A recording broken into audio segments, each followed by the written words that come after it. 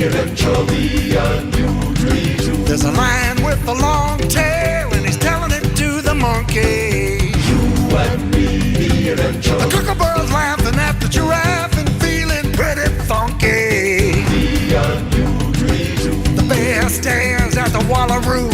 Hey, wouldn't you do that too? It's all happening at the zoo. You and me eventually a new dream too. What we're doing right now is some footwork. Every foot gets trimmed every 3 weeks. We just do 1 foot a day. We generally do back feet 1 week, we'll do front feet the next week, and then we'll take a week off. Basically what Jody's doing here is trimming back the foot pad. She's going to check for any cracks or holes in the foot pad. Sometimes they can step on things and get things wedged in there, so we check to make sure that doesn't happen. And then she's also going to trim back the toenails to make sure they're not walking on the toenails.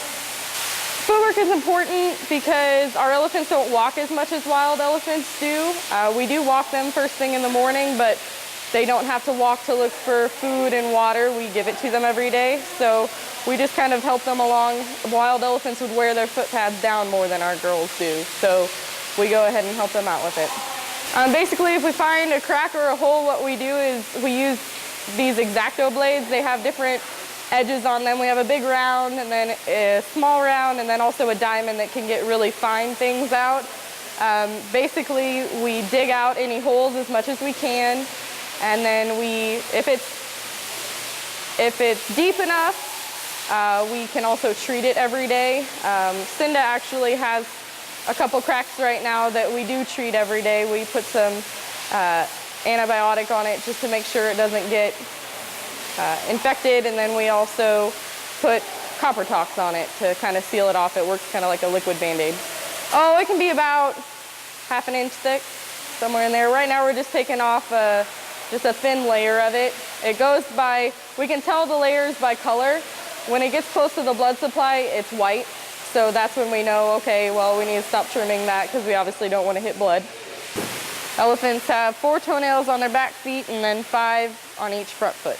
So right now they're getting apples, oranges, bananas, sweet potato, white potato, and carrot. That grain that you see is an alfalfa-based grain. The median life expectancy for female Africans is 33. They can live into their 40s and their 50s, sometimes their 60s. Right now, Mickey is bathing Cinda. We bathe every day at 1:15.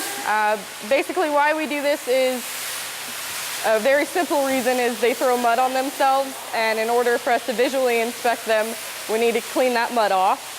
Most days we also use shampoo on them. It's just a light animal wash. It's tear-free, so they can get it in their eyes, they can eat it, and it won't hurt them. And we'll scrub them down and try and get any dry skin that they have off. But for right now, she's just giving them a water bath since we're doing footwork today. They love water.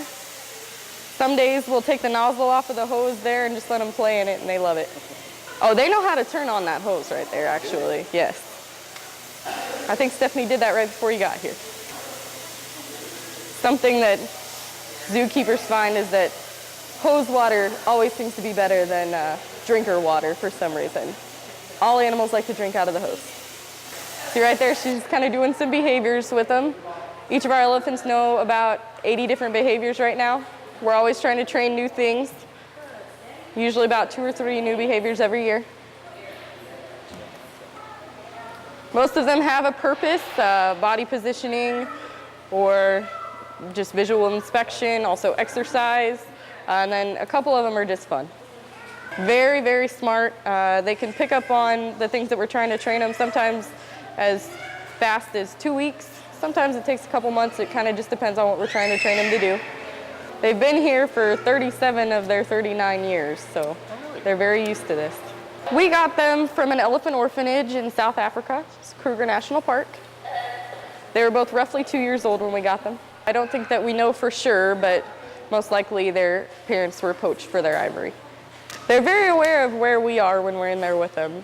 They pay attention to us as much as we pay attention to them. It's all happening at the zoo, the Sedgwick County Zoo. And we eventually